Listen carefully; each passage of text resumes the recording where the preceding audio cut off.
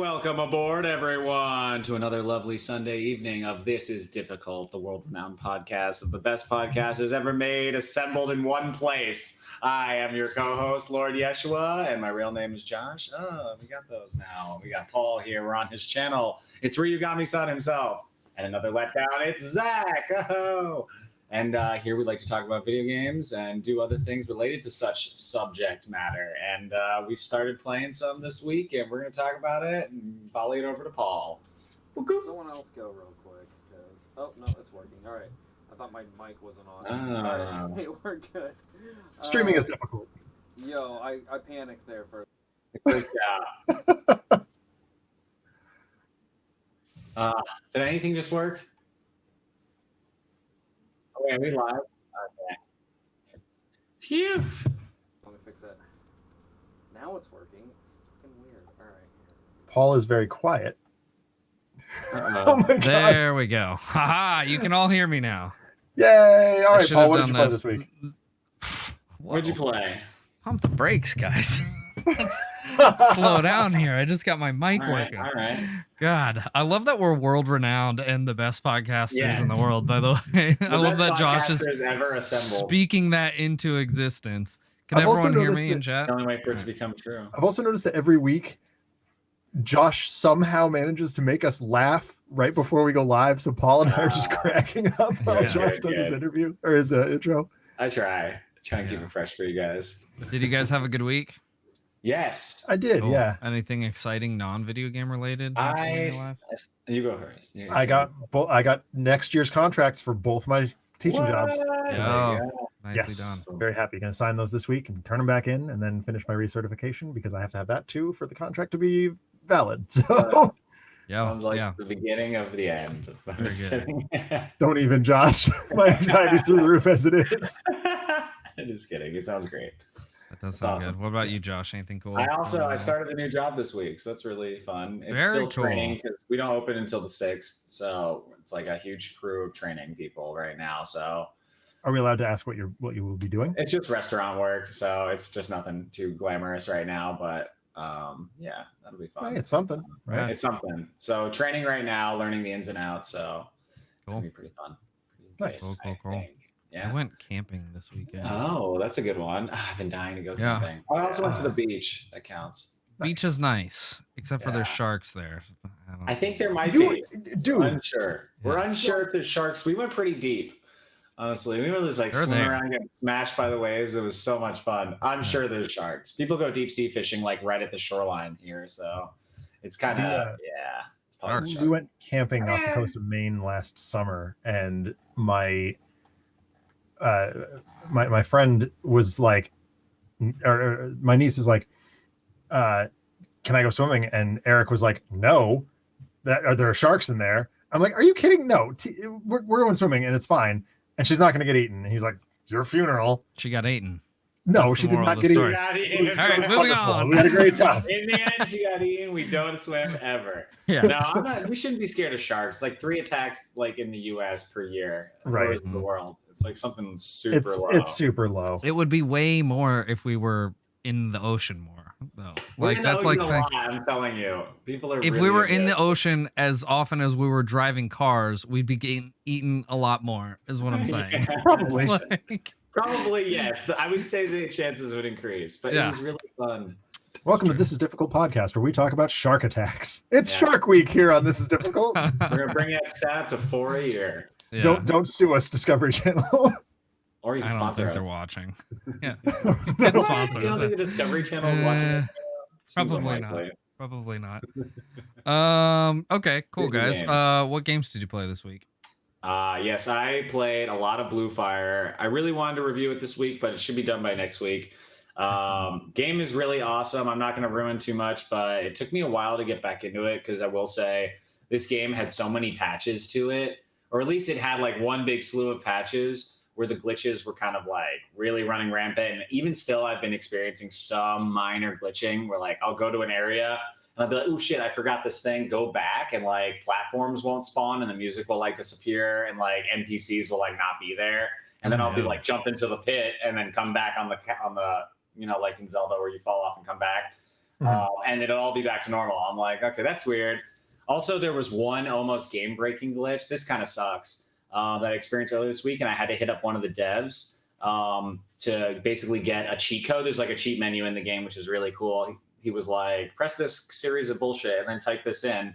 And basically it allowed me to enact like a cutscene that was just not happening for me. And it was like totally going to be a game breaking glitch like 7 hours in. And I was like, this is really bad. Well, at least you were able to contact the dev. That's really cool. That's really cool. The devs were really, I think it's because it's a pretty small game. But yeah, that's pretty cool that he was able to help me out with that. Yeah, I guess like if it was a Nintendo game, but that wouldn't have happened. I think it's just call up Miyamoto. Yeah, Miyamoto, hey, Mario fell off the edge. But it was pretty bad, and I think they're aware of it. And I think there was an initial patch, and that made me... There was like something shitty earlier on, like where it crashed a bunch, and that's where I stopped playing. And then I'm back, and then this glitch happened, and they're still prepared for it. So, what are you playing it on? Are you playing it on... I'm playing it on Steam. Cool. Yeah.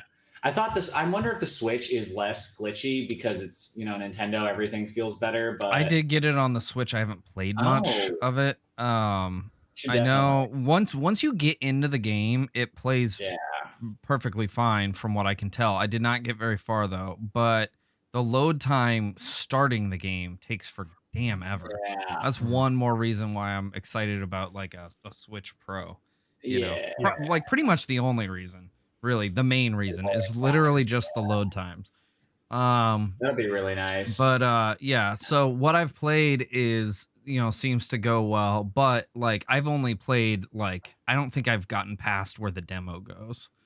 Did you beat like the worm boss? No. Maybe. Yes.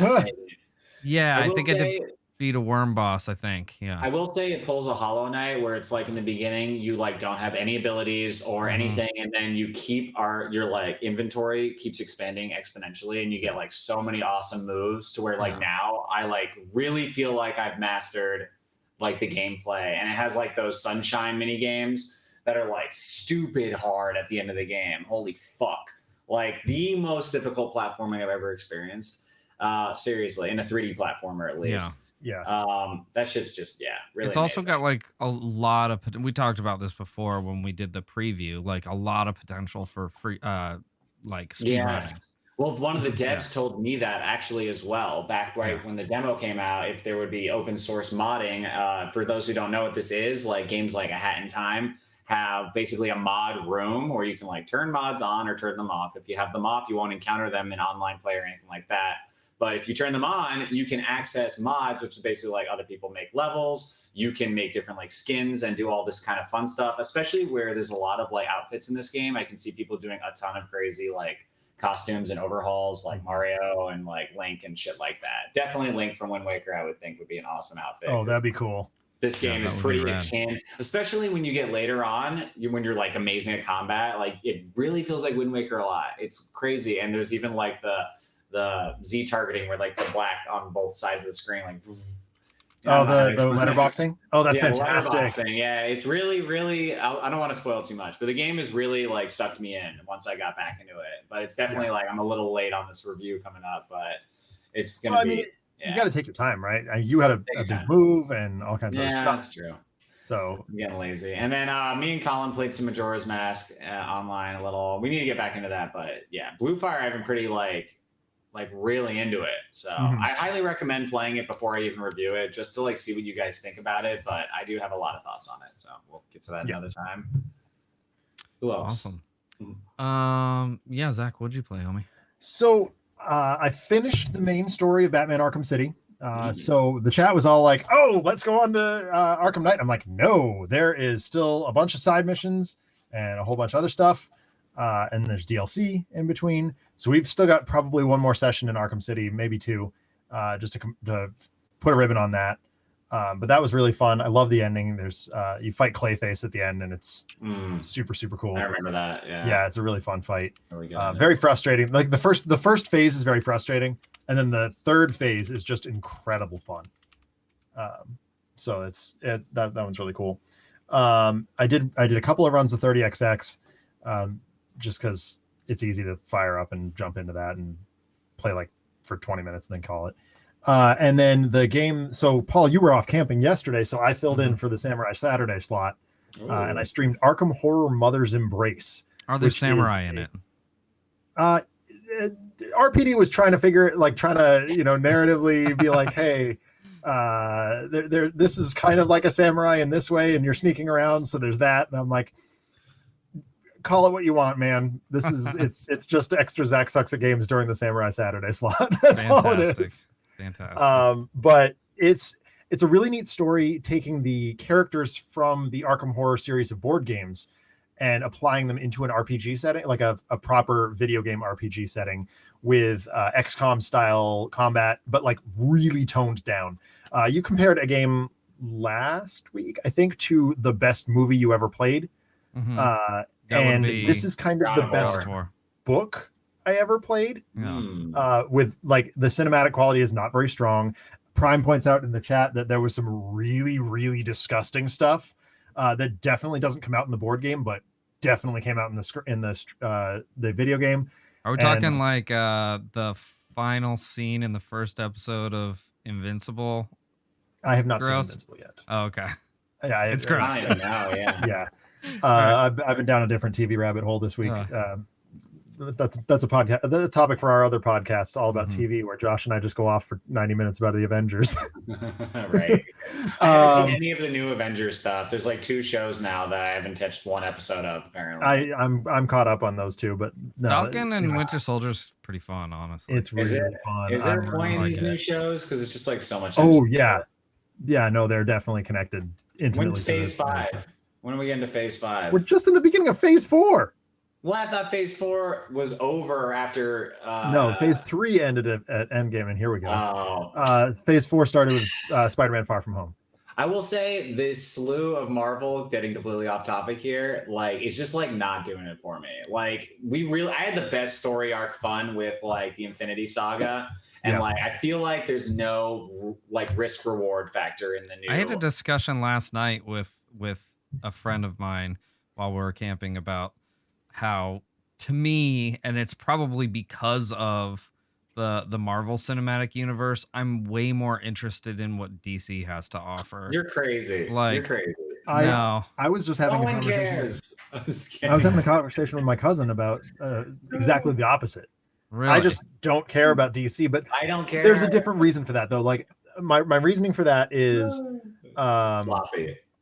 Well, no, it just I chose. Prime said in the chat that DCAU is goddamn amazing. He didn't say that. I emphasized it. So added my own spice to it. You changed bad to amazing. I changed. No, he said amazing. I added goddamn.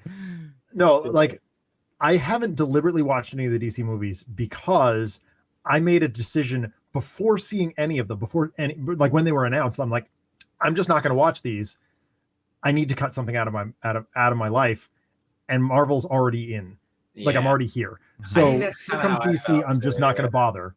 Yeah, and I can. That saves me more room to consume things like Turbo Kid, which I absolutely love. And if you haven't seen Turbo Kid, go watch it like as soon as this podcast is over because it's freaking amazing. Turbo Kid is awesome. I love that movie. I never heard of Turbo Kid. Oh my god, it's a post-apocalyptic kids on bikes. Sounds kind of fun. And it's bloody and gory and nasty and fantastic. Is it Disney? No. What is it's an indie movie. Hilarious you would say that. It's on Netflix and it's wonderful. Yeah, that sounds fun.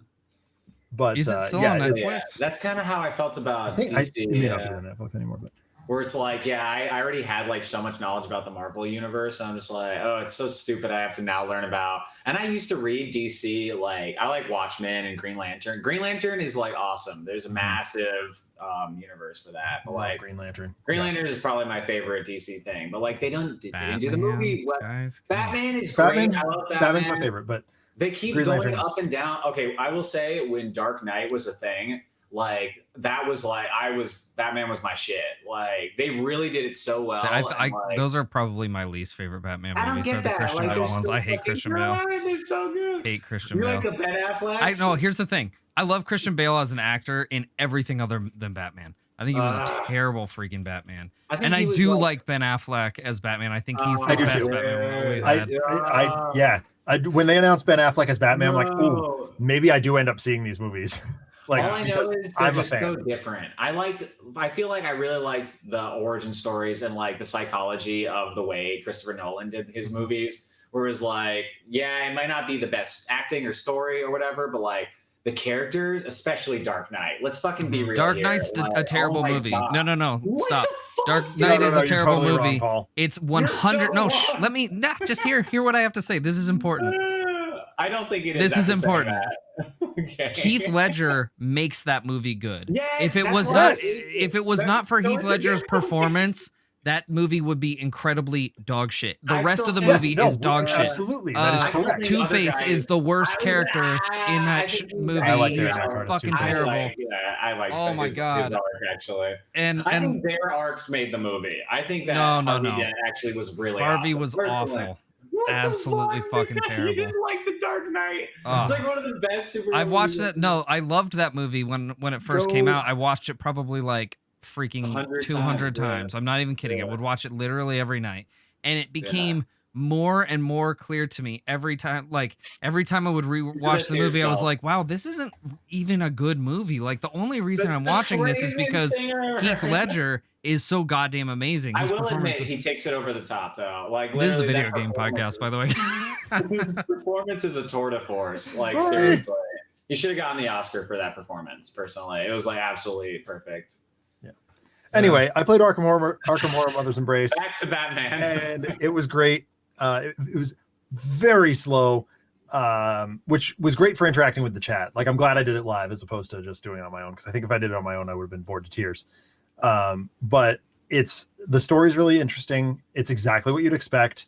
We've been predicting it from the first story beat. Like the whole chat was like, "Oh, this is this, and this is the twist, and then it's fine. We're gonna move forward." I'll probably be finishing it on stream tomorrow, and I will review it soon. But it's a $15 game. You get what you pay for. So yeah, no complaints. Also, And the Paul's gonna drive DC me animated right back. shows. DC Yes, the animated DC animated shows are great. Okay, move on. Redeem Paul, what did yourself. you play? Absolutely, Batman yeah. animated series is really Sorry, good. guys. Yeah. Yes. So sorry. I think felt like we Dude, were Batman- focusing it's too much just on the Batman, movies and animated like series. the Let's be real DC. here.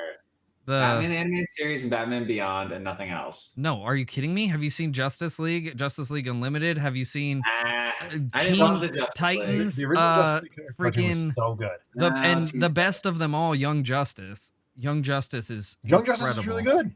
Yeah. Was that good? I don't remember And the that. DC animated movies are excellent. Like yes. their adaptation of Killing Joke, Killing as Joke maligned as it was, I really I didn't like it as really much as enjoyed it. like the old days. The when Killing they came Joke was out. the only one that I wasn't like super What's pumped the about. one when the animated series came out? Was it Mask of the Phantasm? Phantasm, yeah. Dude, that's that awesome. movie is so good. Awesome. That show Flashpoint is one of the Paradox best shows ever. Yeah, that is was freaking good. incredible. Flashpoint is really good. All right, let's talk about video games.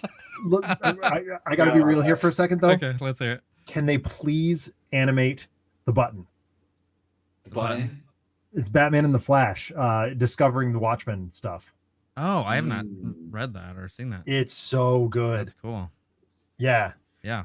They should Who do doesn't that. love? Remember the Watchmaker episode of the animated series? Yeah, That dude, I've show been is watching so through the animated good. series again And recently. Batman, Probably why Batman this Brave is so and like Bold was heavily super in good my with mind. Diedrich Bader. Huh? Batman Brave and Bold with Diedrich Bader and John DiMaggio as Aquaman. Oh, I don't know if I saw that. Outrageous. I don't know if I saw that. Oh, that one was so good.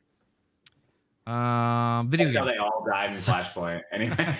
Yeah, Video games. This we was play my those. fault. I take ownership of this. Yeah, you did that The one. games that I played this week, I finished the remake of Legend of Zelda: Link's Awakening on stream this week. We were talking And about it for 20 it minutes. was just so freaking awesome.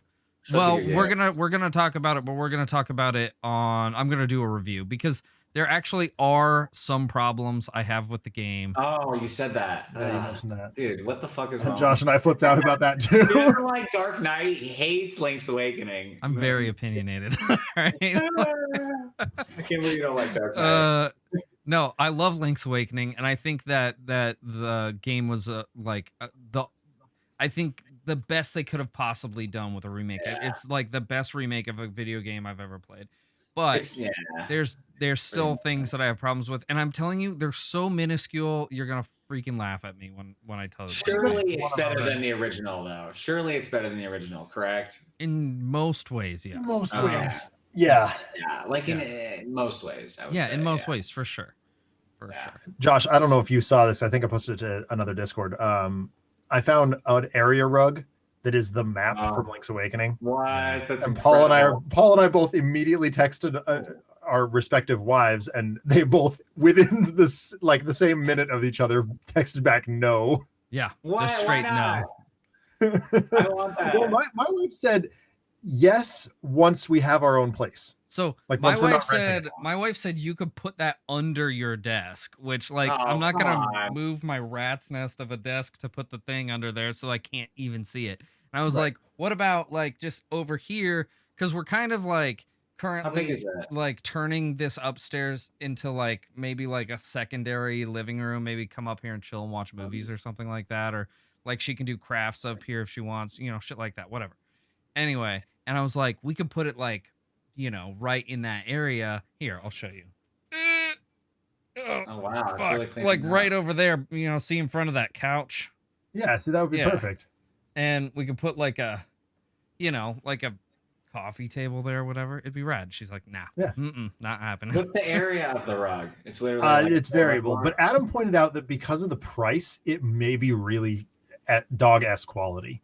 Yeah. What's the price? Like $40? It's $100 for like a big one. For like to fill that area, Paul would have to buy the $100. Could be dog-ass quality. Yeah. So I'm thinking. So once my wife said green light once you have your own proper space. Right. I texted my brother. We immediately redesigned the space that we're going to build once I have a proper basement that I can take over. Nice. And it is definitely going to include. I'm still torn whether I want the Link's Awakening or the Link to the Past version. I think Link's Awakening just because it's a little more colorful. Link's Awakening for sure. For me, and you also have the Windfish's egg as a centerpiece. Yeah, exactly. I would do that actually. Yeah, big selling iconic. Point. Yeah. So anyway, same thing. I'll probably once I have a like my own space, probably do something similar. But yeah, right now it's a definite no. Anyway, so I finished that game. That game's awesome. Really I also played a little bit of Ghost of Tsushima on the PS5 because I don't own any PS5 games yet. And Ghost of Tsushima has some really good enhancements on the PS5. It looks gorgeous. It's freaking amazing. Plays really well. So, and I also like have been wanting to beat that in New Game Plus anyway. And haven't had a chance. So I've been messing around with that a little bit. As well as I played a tiny bit of Skyward Sword this week. Which I'm gonna get through that. It's gonna be July and the new one's coming out. I know. Well, that's kind of my goal is to beat it by the time that one comes out. I would give yourself, trust me on this, I like would give a yourself couple at weeks, least like a month, like to recover on this game. After I beat it last time, I was like, yeah, I don't want to play this game again for until I forget a lot of stuff. Interesting. It's still too fresh in my mind, and I played it 2 months ago. Okay, I get that to a degree, but for me, like if I'm gonna stream that game, I want to have a fairly decent level of familiarity with it, which I don't have any right now. And I'm taking it at such a slow pace. It's not like it's going to. I'm gonna feel burned out by the time the new one comes. The new. I will say my first playthrough, and I tried to get like most things. I think I didn't even hit 60 hours. I think it was like 55 hours, and I got almost all the hearts. I don't think I 100% of that game ever. So like it probably takes 60 to 70 hours to 100% it, like maybe 60.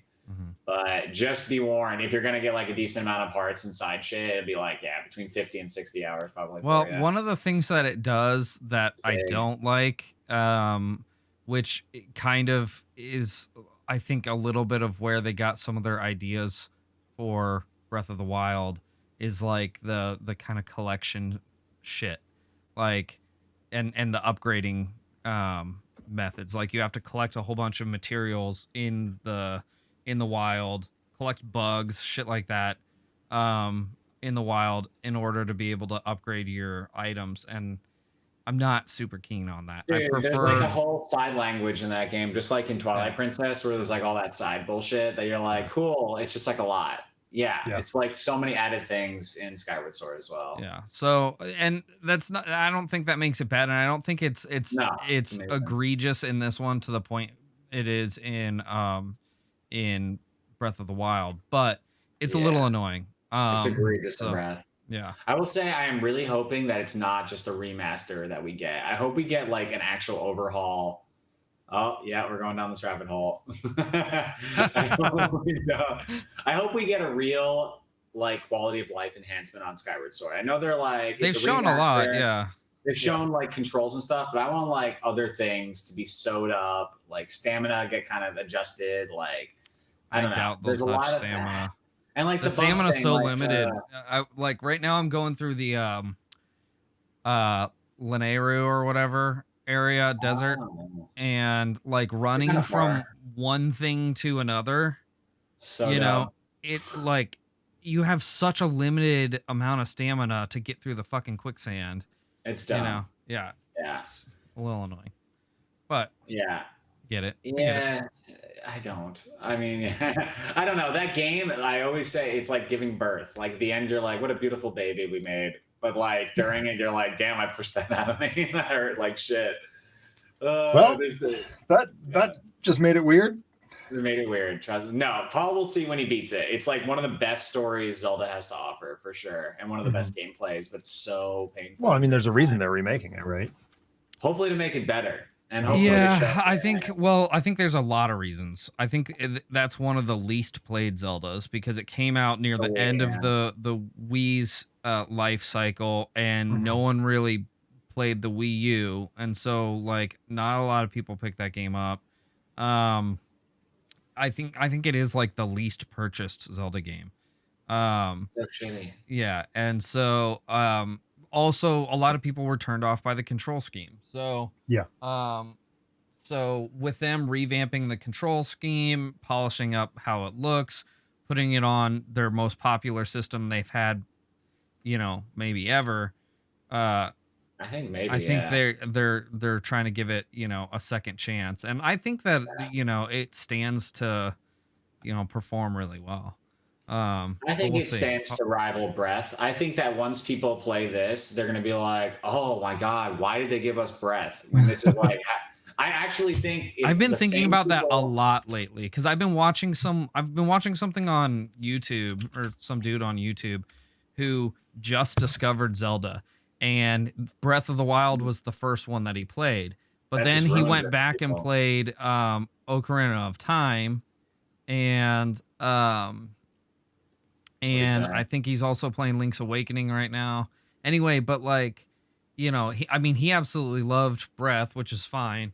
I think there's definitely room for that to be good, right? Like, I get it, especially if it's your first. I get it. It's so beautiful. Yeah. It's a good game. It's just not a Zelda game. But I think he's slowly realizing that Zelda games have so much more, like, so many more components to them than just, the open world stuff that Breath gives us. So when you put the constraints on it, you allow it to be a Zelda game, and you allow it to like thrive in its own environment instead of making it something it's not. Yeah. So like, I'm really hoping that maybe it's like a flag for Nintendo to see how they should finish up Breath. Hopefully they're already finishing it up, but like if they see that Skyward Sword is like so much more popular than Breath, it's possible that people are going to like this more than Breath based on the fact that it is like the last most polished Zelda game.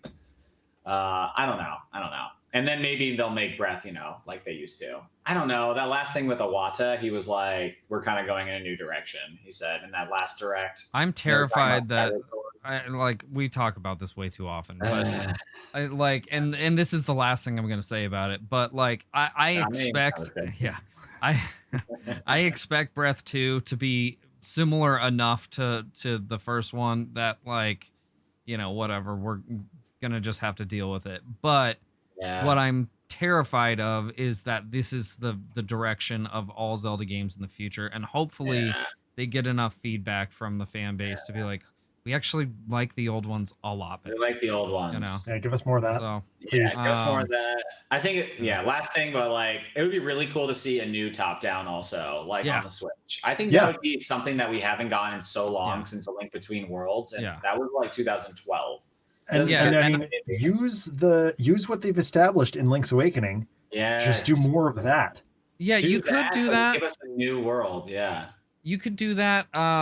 Like I'm happy with if they want to do remakes of the top-down games like they did with Link's Awakening. That'd be rad. But I would also like to see, like you said, a brand new story like A Link Between Worlds. I would actually even like to see a port of Link Between Worlds on the Switch because that game's great. I would love that. We were talking about that the other night. But yeah, I mean, to me, like the core of what a Zelda game are like those top-down games, you know, because that's what I grew up with. And so like when I think of Zelda, I think of that. I still love the 3D Zeldas, and I think they're fantastic, you know. And yes, Ocarina of Time really like set a new standard of video game in general, let alone you know Zelda game. But but I would just love to see kind of like Metroid, right? Like I want to see more 2D Metroids, not just 2D Metroid. I want to see to see them do, you know, 3D 2D, you know, I'd be totally okay with something like that. I'd be okay with a 3D world spin on the 2D Zelda top down. And even if it doesn't look like Link's Awakening, I even think it would be better if it looked like Ocarina of Time with Link's Awakening smoothness, where the characters are more like actually fulfilled instead of being like little sprite guys. And then we can see like this beautifully lush world that's like really full, but it's still a top down only. So and maybe even does like the 3D world does sometimes, where you can like go in and out of this like side scrolling / top down. So what we lost when we came to the Switch is before, whenever a Zelda game would come out, you'd have your mainline Zelda game on the console, and then you'd have your handheld Zelda game, right? Yeah, you would always come in pairs. So yeah, and they would come in pairs, and they like the handheld games would traditionally be kind of in the styling of, you know, like artistically whatever game was out at that time. So you know that's something that they, with becoming just a singularity, you know, of Nintendo instead of having your console and your handheld. I feel like we're only getting the one, you know, and that's wild. I think Josh isn't wearing his glasses. I'm not. I need to, all right, but let us digress. I think we just did. Let's regress to where we should be and talk about. Let's progress. Progress. There, I like that. That's better. Into the review. So Zach, you have a review for us today. Is that correct? I do. All right, give me 1 second. I'm going to switch you over to the review screen, and then you can have at it, man. All right. Boom, there you go. So, y'all get to watch this thing again. Oh, let me hit play. Oh, yeah, that would help. So, at the top of the month, Paul and Shamali and Broody Gambit and I tried to play Scott Pilgrim vs. the World, the video game, because it was re-released, and we were very excited about it. We had to do some learning and growing. And one of those things that we learned was don't buy third-party games on Switch with the intention of multi-streaming them. It's going to be a disaster. The sentence could have ended with don't buy third-party multiplayer games on Switch. Yes, that is very true. We kind of know if I was going to play this game by myself and or only like local multiplayer, I'd be totally happy with it on the Switch. What it is? It absolutely the controls work decidedly better on Switch than they do on you get the Parsec dongle that lets you play consoles with Parsec. That's like what everyone needs in this group. Anyway. So we picked up Scott Pilgrim versus the World. We most of us bought it twice because what is it? Limited Run Games, is that what they're called?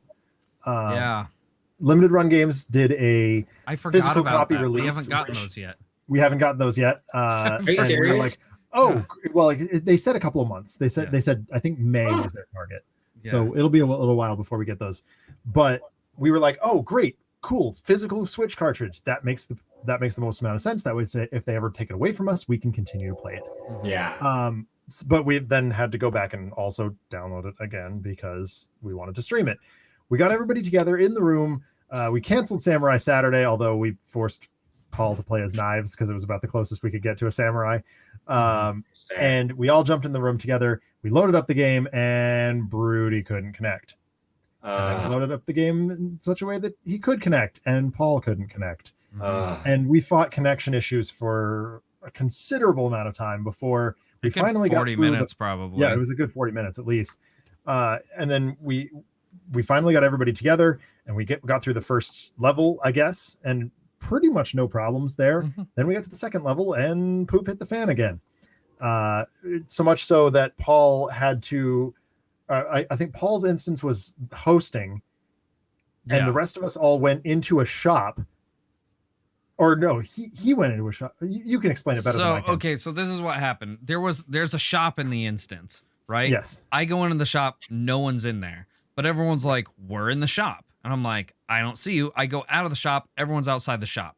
So I'm like, hey guys, you're not in the shop. And they're like, yeah, we are. I was like, okay, but I can see you moving around my screen. So let me guide you into the shop. So I guide them from my screen into the shop. Like I had to tell each individual person, like, move down 2 spaces, move to the right, a couple spaces, whatever. Yeah. To make it into the shop. Once we got the whole crew, all 3 of the other people in the shop, I walked into the shop and they were all in the shop. And we were all able to for yeah, probably another 5 minutes. Yeah. And we beat that level, and then it stopped working again. That's so terrible. And at some point, the rest of us got almost all the way through the 3rd level, and Paul was just derping around somewhere. He had no idea what was going on. Yep. So I took it upon myself to play most of the rest of the game on my own afterward. So much so that I actually burnt myself out on it, which is why we were talking about burnout last week. And I haven't actually finished it. I want to, and I will. But I really want to play it with some local multiplayer people before I go through the final boss. Where this game shines for sure. It really is better with multiple players and not just. I mean, I'm playing as Kim because Kim's the best, but I want to see Scott get into some combat. I want to see Steven Stills get into some combat. Like Wallace. Anybody would be more fun. So yeah, Scott Pilgrim vs. the World, the game was developed by Ubisoft. It was re-released January 14th of this year. I don't know what the original release date was, but I'm sure I can find out very quickly. So I played it on Switch as well as a little bit on PC. I borrowed someone's laptop. I don't remember who. Way back when it was first released. And so maybe it wasn't PC, maybe it was Xbox 360, but I don't know. August 10th of 2010. So it was a full more than 10 years later that it was re-released. It's not super duper expensive. You can get it, I think, on you can get it on all 4 major platforms: Xbox, PlayStation, Switch, and PC. I don't remember how much we paid for it. The information I think it's $15. Yeah, I think it was $15. Yeah. And then the limited run game was a little bit more expensive. It was like $30. Yeah, or something like that because physical cartridge. Yeah. I love the art of this game. It is so cute, and every character all their actions are entirely different. There was a great bit where Paul and I accidentally discovered what we thought was a taunt feature. Turns out it's actually a special move that is usually centered around healing. So at one point, Kim's heal is to make out with Knives, and Paul was playing as Knives and I was playing as Kim, and I was like, Paul, why is my character suddenly making out with yours? Like, this is really weird. Turns out it's a heal. I had no idea. We had no idea because we were struggling so much with the capture. We were just like, okay, this is just this random thing that Kim can just randomly make out with Knives whenever she wants. Cool. Strange. So the art is tremendous. The level design is really cool. There's some really cool mechanics. A lot of things that don't get featured in the movie come to life in the game. And you get to fight the giant robot from the comic book that doesn't even appear at all in the movie. It's definitely, the story is still told from Scott's perspective, even though you're playing as not Scott. So that's a little strange, but all the characters have roles to play, even in the short cutscenes between levels. So when Scott and Ramona are hugging or cuddling or whatever they're doing, you can see Kim being like bleh, and just kind of making fun of him. You can see Steven rolling his eyes. You can see Julie tapping her foot. It's really, really adorable. And the combat system is really like solid. It's not it's not like Jane and Silent Bob. It's so close to River City Ransom. Mm-hmm. So yeah, it's way tighter than Jay and Silent Bob Mall Brawl, which was the last brawler that I reviewed. Like I said, the art is so cool. The music is all done by Anamanaguchi, which is a band that I've seen once or twice, and they're really talented musicians. It doesn't seem exactly like what I would expect from them, but at the same time, it totally does. It's a chiptune soundtrack, which you would expect from a 8-bit like brawler style game. Yeah. And the music is really catchy, but doesn't get stuck in your head. So we've talked about that before. That's a really, really nice feature of a game. If you're really, really digging it and enjoying it in the moment, but the minute you put it down, you're like, okay, it's not an earworm. It's not stuck in my head. Mm-hmm. The sound design is, again, just like any 8-bit brawler, you hit someone with something, it goes, and it feels like you've hit someone with something. How long did you can do that too? You can hit people with other people. Yes, you can. Oh, that was a great bit where Paul just randomly picked up my corpse and started beating people down with it. Yeah. I was like, dude, put me down. Yeah. I'm not helping in this way. And of course, Paul got really into it and started yelling karate, and it was great. The game did not take me all that long. I got through most of the game up to the point where I stopped and just realized that I wanted to play it multiplayer in an afternoon. It is not a long game, and it's not hard. Especially like once you figure out how a boss works, you're just like, oh, okay, I can do this. This is fine. It's appropriately difficult, I guess is the right way to say it. It makes sense. Would I play a sequel? I mean, okay, who am I kidding? Yes. But I don't think narratively there ever needs to be. It tells the entire story of the Scott Pilgrim comic books, all 6 volumes. And it does a really, really good job of that. You don't feel like you're missing too many of the story beats, although there's like the whole Lisa subplot that gets left out, but that's fine. Overall rating, like 8.7, I would say. That's not quite a 9. But I think that's totally it's really solid. fair. It's really, really good. And for $15, that's kind of the zone I'm looking kind of the zone I expect my games to be in. Especially if you're like looking for like a really fun nostalgia trip, like brawler, like, this brings me back to the days when I'd hang out in my friend's basement and we'd play, Turtles in Time, Yes, exactly.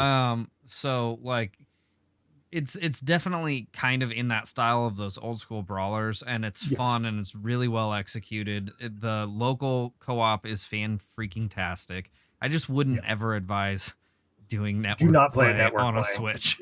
Get it on Steam. Play over Parsec or Steam Remote Play. Yeah, because I hear the net code for the game is really bad anyway. So like even on PC with a good network connection, like a wired connection, a lot of people still have some of these problems. So the best way to do it, if you're going to do it online with your friends, is to use something like Parsec and just use one instance of the game. And I think, that is definitely what I would recommend doing. And I think Chad is mentioning the Teenage Mutant Ninja Turtles Shredder's Revenge coming out either later this year or early next year. Super I'm sure we are going to simul-stream that, but we're going to learn our lesson and we're going to play over Parsec. Well, that one will probably have some decent network play, but we should probably do it on PC. Yeah, absolutely. It's, even if, just to save our own lives, like we just play over Parsec because we know it'll work. Yeah, fair. And it's definitely, so is Scott Pilgrim worth buying at a $15 price tag? Yes, definitely. Absolutely. But consider how you're going to play it. If you're going to play it, couch co-op definitely get it on Switch, because I'm going to be honest, playing it with, a Super Nintendo style controller is rad. That's how I played the whole game, and I was like, this is so perfect. I wouldn't even mind playing this with a Joy-Con. Like, if my friend handed me the Joy-Con, I wouldn't even mind, because it's not like the controls are super complicated. You can play with the little, crappy Joy-Con sideways deal. Yeah. And I hate having to do that, though. I hate having to do that too, but it's totally a game you could do it. Like, if you have a couple friends over, you're having a couple beers, and you want to just play some video games, this is the way to do it. Yeah, that's a fine way to do it. So I brought it to my sister's house, and my niece and I were playing, and I had the 8-bit and she had a Joy-Con, and I was like, I'm digging this. This is exactly what my hands want to be doing in this kind of a game. And she was like, yeah, this Joy-Con works fine. So it is totally, if you're going to play it couch co-op, get it on the Switch. Definitely. Absolutely. If you're planning on playing it remotely with a friend from another state, do yourself a favor, get it on PC and play over Parsec. Exactly. But, yeah. Scott Pilgrim, really, really fun. Very well executed. I'm so glad it's back, because I missed it the first time. I got to play like a few minutes of it when it first came out, and then I only played it once at my brother's house. Just like once. Yeah. So it was, which actually segues us right into our main topic for the day. Oh yeah, let's switch back over. Yeah. Damn, excellent review. Josh is back in. Perfect. All right. Yeah. Well, no, you just take you pop in slow from the OBS Ninja thing. Yeah, we're not really sure why, but it is. Here we go. We've got a topic. The topic the main topic this week is unfinished games you really want to go back to, and for whatever reason either haven't or cannot. And like I said, we were very, very, very fortunate that Scott Pilgrim came back. Brian O'Malley made a huge stink about that, because they ripped it out of the Xbox 360 store, and it was just gone. You could not play it. Yeah. And years went by before I was able to play it again. 10 years. And I'm so happy it came back. But that's a rare occasion. Yeah. Right? Yeah. It takes forever. Sorry, it doesn't take forever. Well, but even if it takes forever, if at all. Yeah. Game companies take games off the store, and it's a really scummy practice that I've never really understood. I think it has to do with like licensing.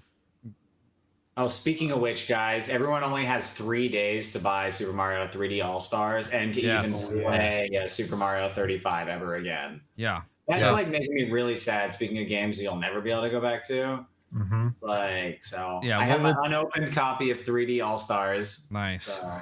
What will probably happen with 3D All-Stars is they're going to like maybe release it again later on down the road, but more likely than not, what they'll do is they'll break those games up and release them as individual purchases. Oh yeah. So I would highly recommend, if you haven't picked it up and you like Mario games, get 3D All-Stars before it's gone. You're probably not going to be able to find it physically unless you get it from someone on eBay, or maybe you can find it used sometimes. There's no reason to keep the prices under $60 after the 31st. Yeah. Stores are not going to be selling it, and so unless there's like a trickle out like effect, and then there's like literally no reason for anyone on eBay to charge anything under like $100 to hundreds of dollars for this. Yeah, it's already on eBay for $80+. Good, my investment went up $5. There you go. $10. Yeah. So. Just if you like those games, pick it up because it's worthwhile. It's really good. Yeah. Honestly, like Galaxy specifically feels like a brand new game. Yeah. That's one I want to go back and play is 3D All-Star. It's just like a game that I had played so many times on stream, all three, and I'm just like, I really want to play this game. It seems like a great game to play off stream. It's just like hard to incentivize me to play a game I've beaten so many times. But that is one that I really want to go back to. Yeah. So for me, probably the biggest games that I have always wanted to go back to and play and finish, and then I like for one reason or another, even though I love these games, I've never actually finished a single one of them. Oh boy. are the Dragon Warrior / Dragon Quest games. Oh yeah, I've never finished a single one. One They're of those grindy. ever. The closest one, very grindy. yeah, they can be pretty grindy. The closest I got to finishing one, oh shit, Grandia 2 as well. Damn, Adam in the chat with a good one. So I got really close to finishing Dragon Warriors Monsters, the first one on Game Boy. But I never did finish it. It gets really hard towards the end, and I got distracted with other things. But I've played Monsters 2. I've played Dragon Quest Monsters Joker 2. I've played several of like the mainline Dragon Quest games. The notable ones being Dragon Quest 11 on the Switch, which is really awesome, and I think it was Dragon Quest 9 that they remade and released on the 3DS. Both awesome games. In fact, I think 9 is considered. Do I have it in here? Maybe. Is it 9? I don't know. It's considered one of the best, if not the best, Dragon Quest game. And maybe it's 8. I don't know. Regardless, I have it. I haven't finished it though. I don't think. Or the one for the Switch. Is that a new one? You're saying 10 or 11? 11's the newest one. It's not that good, huh? No, it's fantastic. It's fantastic. They're awesome games. That's what I'm saying. Like, they're amazing games that I've never finished and always wanted to go back to. I just get distracted or like, one thing happens and I don't go back to it. And they're fucking great games. Golden Sun's another one. Yeah, I haven't finished Golden Sun. Prime mentioned that. And the Golden Sun games, in my mind, are the closest we'll ever get to successors of the Shining Force games. Yes. Because the teams that made those games, though they stopped making Shining Force, they're the ones who made the Golden Sun games. And even though they don't really play anything like Shining Force, they play more like traditional RPGs, they still have kind of that feel, that world feel that the Shining Force games have. I can see Golden Sun getting a remake on the Switch, actually. Oh, absolutely, yeah. I'm surprised. Sounds like a high candidate, yeah. Mm-hmm. Grandia 2 as well. My copy of Grandia 2 on the Dreamcast that I had was glitched, and you couldn't get past a certain point. I never finished that game. I have it on PC though. I should go back and finish it. But yeah, I think mostly what it is for me, and you guys, I don't know if your experience is similar, is RPGs in general. Yeah. Because they're so long, life gets in the way, and it's like reading a book, right? Yeah. Right. Like, let's say you're reading a really long book, and it's really good, and you really love that book, but you get distracted, and you kind of like set it Just down. like that. Yeah. Alice in Wonderland. Yeah. Or like for me, like Taiko is the book that I've been trying to read, which is from the same dude who wrote Miyamoto Musashi. It's historical fiction about the Warring States period in Japan. It follows the character or the real life person, Hideyoshi Toyotomi, and it's a fucking rad book. But I've never finished it for the same reason that these, I have with these games. Like, I'll start it and I get really into it, but then I get distracted, and maybe it's like a week or two before I pick it up again, and then I'm like, where the fuck was I? Like, what's happening? Right. And then I inevitably just end up putting it down. And so there's definitely, that's the big one for me. Yeah. So I will say the only games I have, aside from one, there's 4 games that come to mind, and 3 of them are RPGs. So I don't know if you've ever heard of The Secret of Evermore for the Super Nintendo. Yeah. This game is supposed to be renowned, okay? And I had a really nice game store in college nearby, and I would pick up like The Illusions of Gaia, like all these, like not Earthbound, but Earthbound style rarity games. And that's kind of where I filled out a lot of my Super Nintendo collection. I literally got this game for $5, and it's really fun and awesome. And the first boss is impossible, and I can't figure it out at all. And literally looked up videos, everything, and I cannot figure it out. I like watched everyone do this, speedrunners, like people are first trying it, whatever. and I cannot figure out how to do these commands to like cast some bullshit spell and like kill this boss before it kills me. And literally, my character has like 10 more hearts and power than it should because I've been grinding this first area for so long. But it's like 10 years ago, and I think last time I picked up this game was probably 8 years ago. Dude, I bet you pick it up and go get into the boss and figure it out first try. I would love that. That's like definitely happened to me before. In fact, that was like, that's like, happened to me. That happened in Blue It happened with Link's Awakening for me and my brother. When we first got that game, we were dumb kids and we didn't know how to play video games. And number one, we couldn't find the sword, like in the very beginning of the game. And like it was, we put it down, and then like we moved from Colorado to Kansas, and like just randomly one day picked up the game, walked down to the beach, found the sword. Like immediately, I was like, "Yo!" The sword took me forever. We can finish the game.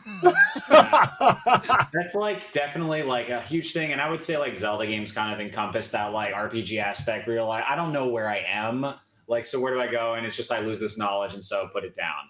It's kind of what happened with Secret of Evermore. The big one for me that I can't believe I didn't beat this game is Tales of Symphonia, and this game I put 80 hours into this game. And then I switched to the second disc. For those who don't know, this game is like 160 hours long, maybe 150 hours long. It's 2 discs. It's one of, if not, I don't know for sure, but the only game, I think one of, for the GameCube that has more than 1 disc.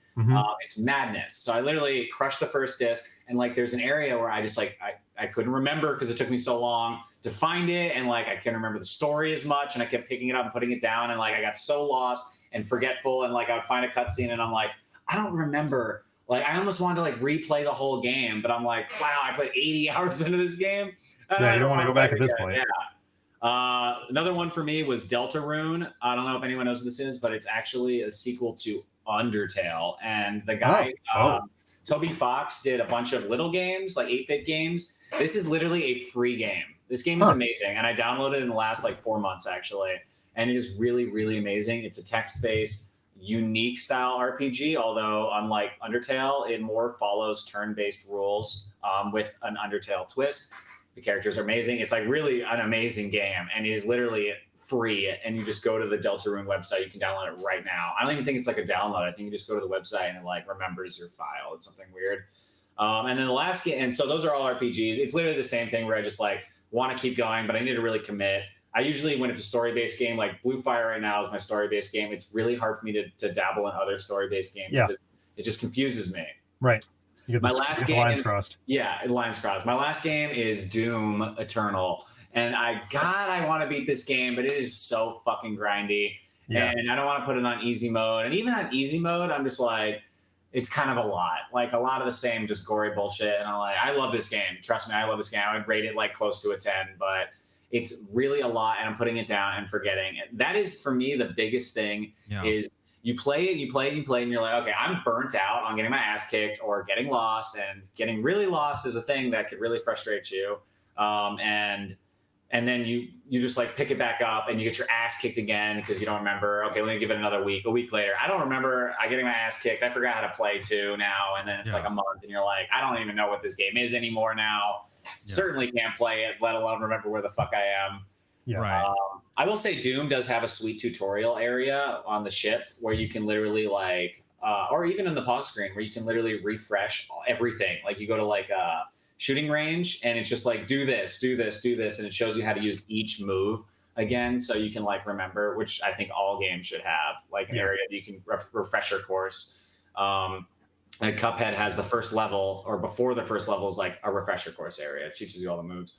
Nonetheless, that's one I've really been wanting to beat. And yeah, it's just like that. You put it down factor, something else comes out maybe, and it's like, I just don't remember.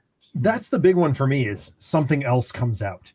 That's a big one. Yeah. That's a huge one. That's why I didn't get to Blue Fire right away, was because 3D World came out. Right. 3D World came out.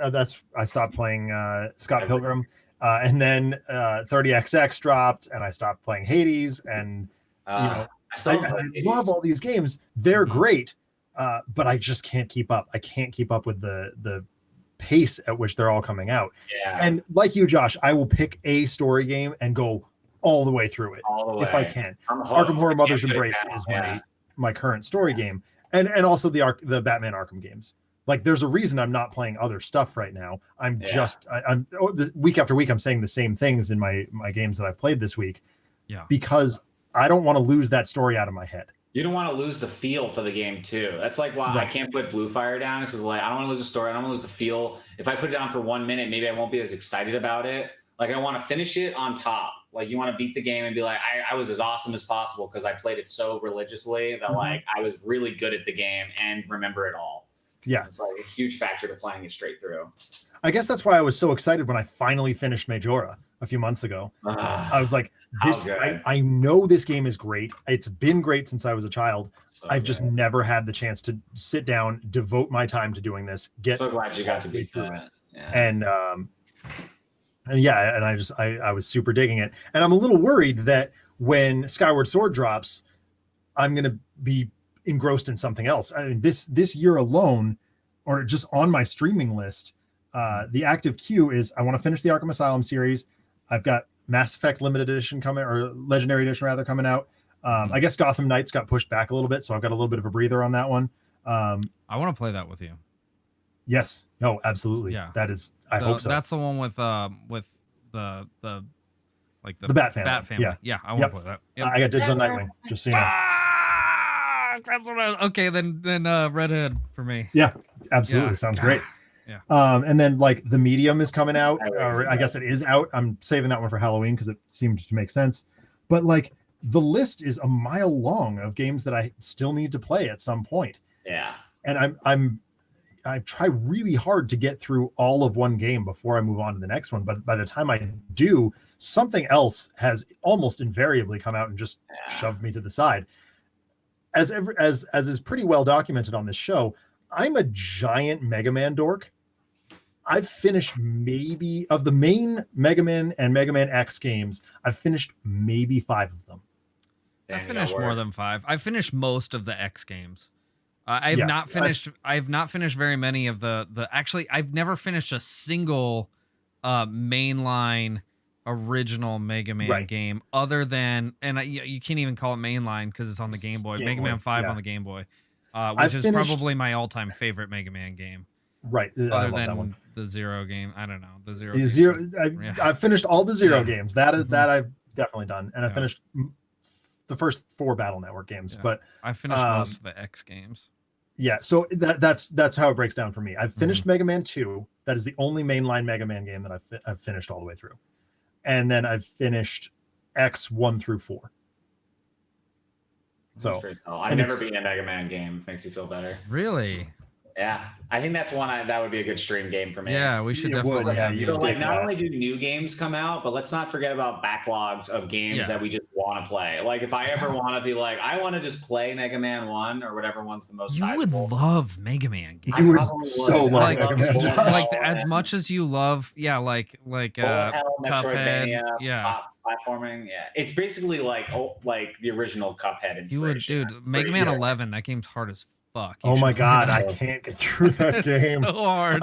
That's one that I bought. That was the first game I bought. I can't get through it on like easy. Like that game is so fucking hard. It's unbelievable. Yeah. It's good though. That's awesome. It's so good, and it's really pretty. Do the whole series, says Adam. Yeah. That's a lot of games. Don't do that. That will burn you out. Don't do that. Yeah, you will absolutely. I would probably play the first one just to see, or maybe the most. First one's weird. It doesn't behave the way that the others do. They fixed the game for Mega Man 2. I would honestly, if you're going to play one Mega Man game in the main line, play 2. Mega Man 2 is awesome. I would play a handful of games. I would play maybe 1 or 2 of the original Nintendo games. I would play Mega Man 5 on Game Boy. Yep. I would play Mega Man X1 and I think X4. Oh, I liked X2, but X2 is fine. X2 is really fucking hard. But it's fine. It wasn't as exciting for me.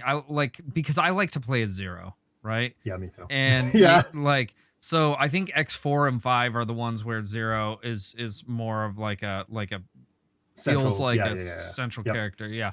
And like which one has black suit? Zero. Is that 4 or 5? 6. It's not 6. No, it's not 6. It's 4 or 5. Then it's got to be 5. Okay. I think. That one's rad. Yeah. Play that one. Yeah.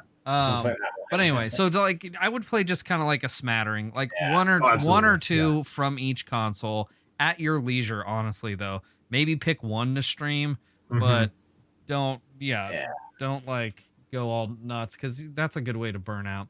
But back on topic, the one thing that I felt has helped me to finish more games than anything else, keep me from experiencing the kind of like backsliding that I do with like long books or RPGs, is streaming them. Yep. So like, I really love the Mana games, and Secret of Mana 2 / Seiken Densetsu 3, right, has always been one of my favorite games. I played like the translated version a long time ago, but I had never beaten that game. And then it came out in 2 forms, on the Mana Collection and then also the remake. And I streamed the remake, and that's the first time I've actually finished that game. Yeah. Which it definitely was awesome. Pushes you, yeah. When you're like, okay, I'm gonna chunk it, but the enjoyment varies when you stream it. But it does, especially when it's a new product, because you don't know if you're gonna love it, and then you start streaming it, and you're just like, that's true. Okay, I don't actually love, even if I love this game. Hollow Knight is a perfect example for me. I love Hollow Knight. It's beautiful. It's so much fun, but I burnt out on streaming it. I was about to say, I think I may have kept going with Hollow Knight if I wasn't streaming it, because like every time afterwards I was like playing post game on stream, and I'm like, okay, like what am I doing even? And like I think I did 2 streams of post game in that, and I was like, I can't. Like maybe if I played the whole thing alone. But there's a lot of, especially grindy games. It's just so hard to maintain. But yeah, I would say streaming, like Undertale, I beat in 2 streams just because I was like, let's do it. It's gonna be 2 4-hour streams. I think I did like a 4 and a 6, and like did it in 10 hours. It's just like really lets you bite it apart. Yeah, nice. Yeah, and it's I leave a lot on the table. I do. Even like StarCraft 2, my wife gave me that for like our first anniversary of dating or something like that, and I loved that game. Never finished it. Just kind of let it be, because I mean, part of that I was in college and I had way too much work to do, and I wasn't playing games at the time, so I do need to go back and finish that at some point. But I also, there's so many other things on my list. And again, things just keep coming out.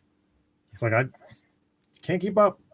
One of these days. You really. So my theory is this: like, if there's a game that you want to go back and finish, like, and you don't have to do this, obviously, but for me, like, this is, I think, my rule going forward. If I want to finish a game, I gotta stream it, because I probably won't finish it otherwise. And that's obviously not a rule for everyone, because everyone doesn't stream, but correct. Like, for me, that's how I found in my adult life that I can finish more video games than I ever have before, I mean, just carving out that very specific amount of time for gaming. Oh yeah, you could play it with a streamer.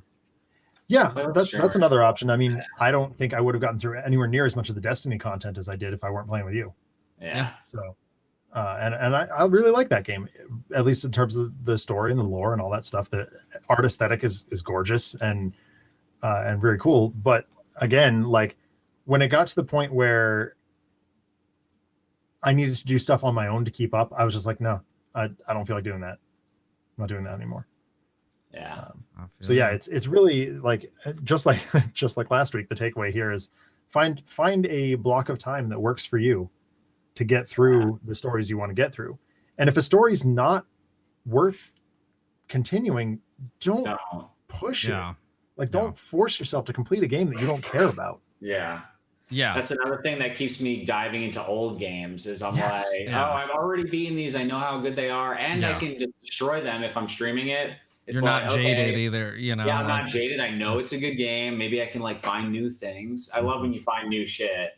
Oh yeah. Well, I mean, even just watching Paul go through Link's Awakening or Adam, I discovered a whole bunch of stuff that I missed.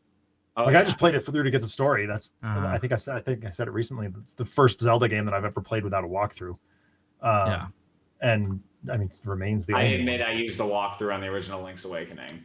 So I never used a walkthrough originally. I did use a walkthrough on my most recent playthrough because I wanted to, not dawdle in certain areas. I want it to be like a smooth playthrough, and I also wanted to get like all the seashells, which they doubled the amount of seashells. They doubled it, and it's worth it. And it is worth it. So like it was worth it in the original, but it's worth it more now. Yeah. So, but yeah, I mean, also there's no select skipping in in the remake, so there's some things that I may have taken shortcuts on in the original with select skipping. Wait, select skip. Yeah, you can skip screens by like as you hit the edge of the screen, you press select and then unselect and it warps you into the next. Yeah, but now there's no squares, so you can just Pegasus boots until your heart's content. Whatever. Which is awesome. I love that. Yeah, but or just chicken fly around all day. And it's coming back to Zelda. Pacing, man. It's the pacing of release is what always gets me the most about. Yeah. Well, so you just got to prioritize, right? You got to like if there's a game you want to play, like even if it's a brand new game. Well, there's two ways you could approach it, right? You could approach it like this. If there's a brand new game you want to play at release, block your schedule out so that you are clear at release to play that game. Right. Or don't like play through your games and get that game and schedule when you're going to play that game later on. But like you have to allow yourself to schedule that thing and not, if you want to avoid just skipping out on content or like completely dropping a game like we've been talking about. You've got to set a priority for yourself. That's why I have my list. I just recently started the list of games that I want to stream or even just want to play, because then I can say, okay, this is what's next. If I finish this one of these 2 days, here's a one-off that I can throw in there. Whether it's a bunch of 30XX or Metronomicon, the game that RPD gave me a couple of years ago. Like I can fill time, and it's easier to fill time than it is to go over and try and like mess around with your schedule that way. Yeah. Basically, don't bite off more than you can chew with gaming. Like if you're like gonna pick up Tales of Symphonia, just know that you're not playing anything else for the next like 2 months. Right. Exactly. Yeah. That's why I loved. I have like certain games that I would stream as filler games. Like I literally run all 3 Donkey Kong Countries in 6 hours. I could just like run that. Dude, that's a really great thing to do. Yeah, StarCraft 64 is one of my favorites. I used to do both sides of Venom, and that would take me about 2 hours. So like you do the one side, you do the other side of Venom, and you like go as hard as possible. It's really fun and interactive, and like that game's rad. That game makes me want to play that game right now. It's so There's good. tons of games that you can just like bite off really quick. Honestly, I'm wanting to speed run Link's Awakening at some point, just because I feel like I could do it in one go, but I don't know. But what version would you do? Like the original, so you could select skip, or I'd probably remaster. Yeah. I just want that. It's not worth pausing 100 times to equip my sword. That's the thing. Like I think that the time may equal out. All right. But, any final thoughts on games that you wish you could go back to? Is there any other games that stick out that you dropped and you're like, dang, I should have finished that?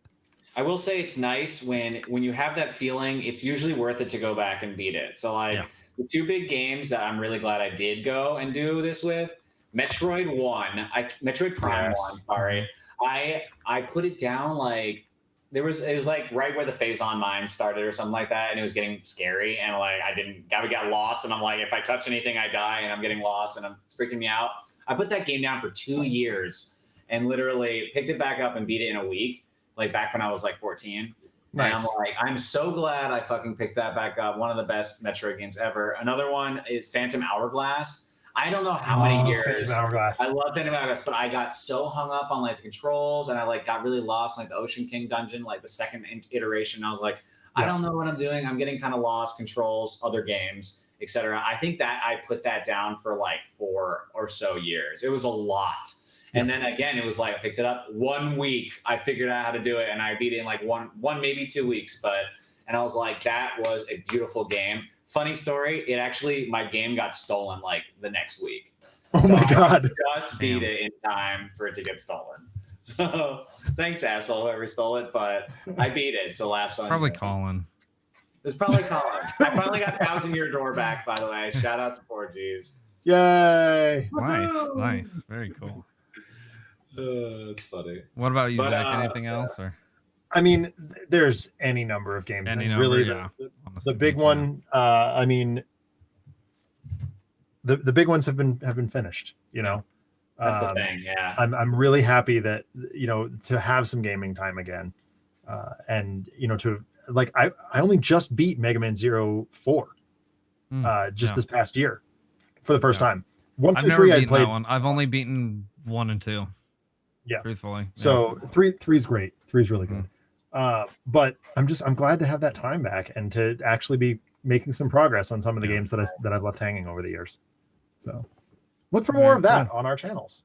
Excellent. Well, you guys, thank you for coming out tonight. This is Difficult Podcast. If you're watching the show on Twitch right now, you're on my channel. If you're watching it on YouTube, please go ahead and share that. That's all we ask. But yeah, if you're on Twitch, I stream on Tuesdays and Wednesday nights, and then on Saturdays I stream exclusively samurai games.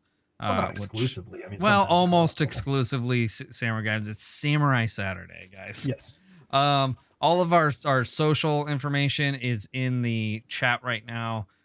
You could join our Discord and hang out with us, play games with us, talk with us about anything, really. Mostly video games, but we talk about a lot of other things. We go on tangents about why DC is better than Marvel. Don't start. No, we don't. Try to close the show. Don't start. Don't open that can of worms again. Yeah, we have a lot of fun. We do have Instagram, Facebook, and Twitter links. Those are there too. Check those out. We're trying to grow our social media platform. Yeah, and where can we find you guys? Yes, Lord Yeshua and Lord Yeshua TTV on all my socials that I'm totally on all the time. Excellent. I'm getting there. Return to streaming imminent. I'm on Twitter at DENONCZD. You can like my media production group, I guess. Another Letdown. We're on Facebook. And I'm live on Twitch at Another Letdown. Thursday for, I think, Gears Tactics this week. Otherwise, if I'm wrong, it'll be Batman Arkham City. And then Friday, we're doing Tabletop Simulator board games. And Saturday, miniatures painting. And then I think tomorrow, I'm going to go live and try and finish Arkham Horror Mother's Embrace in the evening. So, yeah. Mother's Embrace. Probably 5 o'clock. Name, Mother's Embrace. Yeah. When I review it, Josh, I'll explain what the significance is. Cool. Okay. And Prime is very correct. It's gross. It's really disgusting. Sounds gross. Sounds real gross. Terrible. Yep. All right, boys and girls, ladies and gents. It's bedtime. Have an awesome night. It is bedtime. Thank you once again for coming out. Have a good night. Have a good one, everybody. Bye. Bye-bye.